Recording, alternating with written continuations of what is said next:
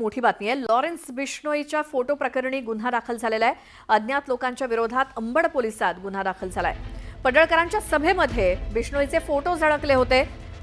सिडको परिसरामध्ये हिंदू विराट सभा ज्यावेळेला झालेली होती तेव्हा नाशिकच्या अंबड या भागामध्ये गोपीचंद पडळकर यांच्या सभेमध्ये काही जणांनी लॉरेन्स बिश्नोईचे फोटो झळकावले होते।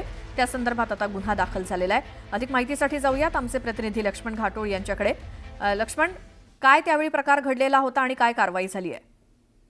श्वेता, 2 दिवसांपूर्वी नाशिकच्या सिडको परिसरामध्ये हिंदू विराट सभेचं आयोजन करण्यात आलेलं होतं। भाजपचे आमदार गोपीचंद पडळकर या कार्यक्रमाला प्रमुख वक्ते म्हणून उपस्थित होते आणि याच सभेच्या दरम्यान काही तरुणांनी या सभेच्या ठिकाणी Lawrence Bishnoi, gangster Lawrence Bishnoi याचे फोटो झळकवलेले होते आणि या सगळ्या प्रकरणाची दखल माध्यमांनी देखील घेतली होती। न्यूज 18 लोकमतने देखील ही बातमी जी आहे ती समोर आणलेली होती आणि या सगळ्या प्रकरणाची महाराष्ट्र राज्याचे गृहमंत्री आणि मुख्यमंत्री देवेंद्र फडणवीस यांनी स्वतः दखल घेतलेली होती आणि त्यांनी नाशिक शहराचे पोलीस आयुक्त संदीप कर्णिक यांना या सगळ्या प्रकरणात कारवाई करण्याचे आदेश जे आहे ते दिलेले होते आणि या सगळ्या प्रकरणामध्ये ज्या वेळेला मुख्यमंत्री देवेंद्र फडणवीस यांच्याकडून आदेश आले त्यानंतर नाशिक पोलिसांनी या प्रकरणामध्ये एका अल्पवयीन मुलाच्या विरोधामध्ये गुन्हा दाखल करत त्याच्यावरती कारवाई केलेली आहे। लॉरेन्स बिश्नोई याचे फोटो नाशिकमधला हिंदू विराट सभेमध्ये झळकवण्यात आलेले होते आणि याच सगळ्या प्रकरणामध्ये ही कारवाई करण्यात आलेली आहे। मुख्यमंत्र्यांच्या